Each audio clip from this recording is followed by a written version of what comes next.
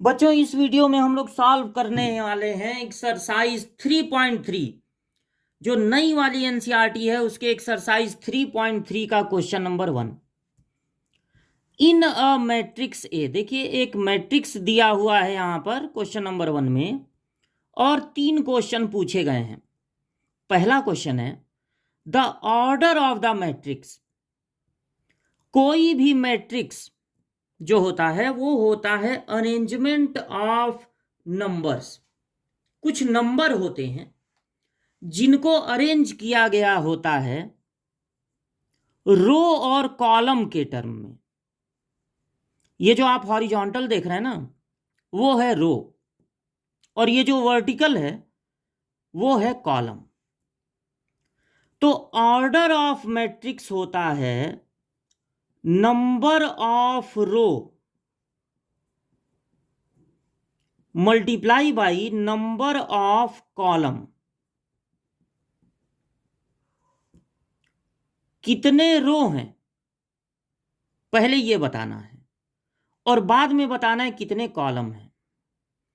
अब आप ये कहेंगे कि पहले कॉलम बता दें बाद में रो, तब क्या होगा? जिसने ये कॉन्सेप्ट बनाया, जिस मैथमेटिशियन ने, उन्होंने ये कहा कि पहले आपको रो बताना है और बाद में कॉलम। इसलिए आप पहले रो बताएंगे बाद में कॉलम। सब लोग यही करते हैं। तो नंबर ऑफ रो काउंट कीजिए कितने हैं, 1 2 3। तो नंबर ऑफ रो है 3, और नंबर ऑफ कॉलम्स काउंट कीजिए 1 2 3 4। तो 3 इंटू 4 ये हो जाएगा इस मैट्रिक्स का ऑर्डर। मतलब 3 और 4 का मल्टीप्लाई करके 12 नहीं लिखना है, 12 लिख देंगे तो वो हो जाएगा नंबर ऑफ एलिमेंट्स। जो सेकंड क्वेश्चन है उसमें जो रो है, रो का नंबर है, मतलब 3 रो है और कॉलम है 4। इसमें आप इधर उधर कर सकते हैं। जब नंबर ऑफ एलिमेंट पूछे तो 4 इंटू 3 कीजिए या 3 इंटू 4। अगर मल्टीप्लाई करके लिख देंगे टोटल 12, तो यानी कि 12 जो है इसमें एलिमेंट हैं टोटल। अच्छा, थर्ड क्वेश्चन है राइट द एलिमेंट्स A13। इसको क्या पढ़ेंगे? A13। 1 किसको बताएगा? रो को, यानी पहला रो होना चाहिए, पहला रो होना चाहिए। और 3 किसको बताएगा? कॉलम को। पहले रो है फिर कॉलम है, तो 3 का मतलब तीसरा कॉलम, 1 2 3। तो पहला रो और तीसरा कॉलम, पहला रो और तीसरा कॉलम, कौन सा एलिमेंट आएगा? 19। तो A13 की वैल्यू क्या होगी? 19। अब बताना, देखिए सब कॉमा लगा हुआ है। हो सकता है इनका मल्टीप्लाई करके भी पूछ देता, प्लस करके भी पूछ देता, लेकिन यहां पर कॉमा लगा। A21 नहीं, A21, यानी दूसरा रो होना चाहिए और पहला कॉलम। दूसरा रो सेकंड रो और फर्स्ट कॉलम। सेकंड रो मतलब ये वाला, और फर्स्ट कॉलम मतलब ये वाला। तो सेकंड रो और फर्स्ट कॉलम कौन सा एलिमेंट आएगा? 35। फिर पूछा गया है A33, यानी थर्ड रो। पहले क्या होगा? रो, फिर होगा कॉलम।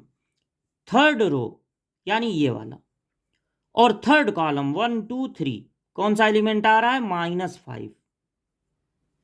फिर पूछा गया है A24। पहले क्या होता है? रो, और फिर क्या होता है? कॉलम। सेकंड रो और फोर्थ कॉलम, सेकंड रो और फोर्थ कॉलम, 1 2 3 4। सेकंड वाला रो मतलब ये, और फोर्थ कॉलम तो कौन सा एलिमेंट आएगा? 12।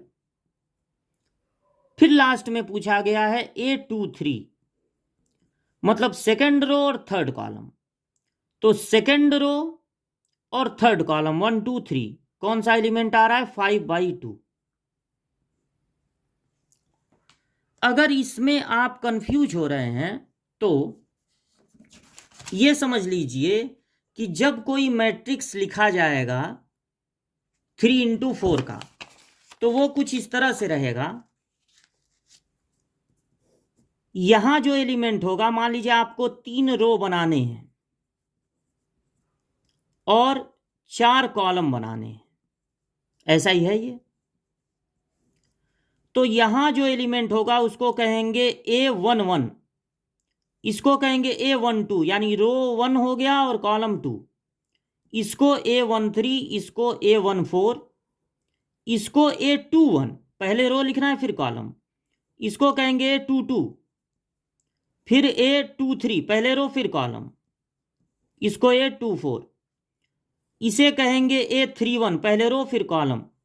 इसे कहेंगे A32, इसे कहेंगे A33 और इसे कहेंगे A34।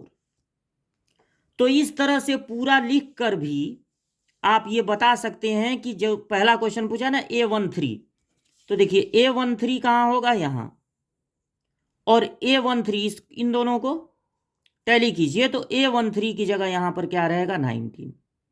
तो बिना इसको बनाए अगर आप समझ गए कि ऐसे लिखना है तो लिख लिए, नहीं समझ पाए तो इस तरह से लिख के A21 है, मान लीजिए A21 यहाँ पर है, देखिए तो A21 कितना होगा, 35।